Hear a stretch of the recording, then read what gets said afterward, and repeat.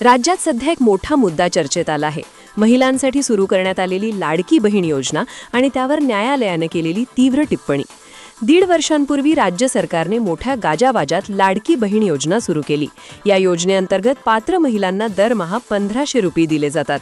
सुरुवातीपासूनच या योजनेला महिलांकडून मोठा प्रतिसाद मिळाला आणि याच योजनेचा विधानसभा निवडणुकीत मोठा फायदा सत्ताधाऱ्यांना झाल्याची चर्चा आहे.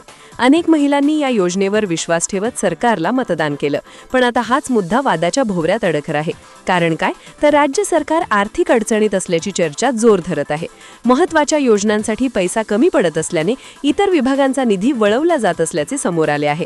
आणि याच पार्श्वभूमीवर एक धक्कादायक प्रकरण समोर आलं. मुंबई महानगरपालिकेच्या शिक्षण विभागातून निवृत्त झालेल्या एका महिला कर्मचाऱ्याला 7व्या वेतन आयोगानुसार मिळणारे पेन्शन आणि इतर लाभ मिळाले नव्हते.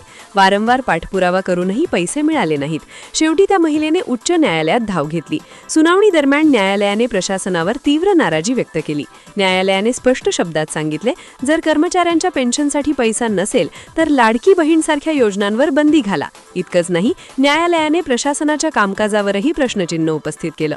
अधिकाऱ्यांना वेळेवर वेतन मिळतं, आलिशान गाड्या, AC ऑफिस आणि सर्व सुविधा मिळतात, पण आयुष्यभर सेवा देणाऱ्या शिक्षकांसाठी पैसा नाही, हा कोणता न्याय, असा सवाल न्यायालयाने उपस्थित केला. न्यायालयाने पुढे कठोर शब्दात आदेश दिले, जर तिजोरीत पैसा नसेल तर टेबल, खुर्च्या आणि एअर कंडिशनर विकून टाका.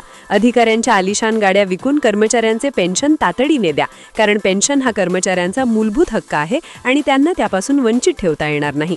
आता या सगळ्या घडामोडींमुळे एक मोठा प्रश्न निर्माण झाला आहे. सरकार लाडकी बहीण योजना सुरू ठेवणार का, की आर्थिक ताणामुळे काही बदल करणार? सामान्य जनता आणि महिलांचे लक्ष आता सरकारच्या पुढील निर्णयाकडे लागले आहे.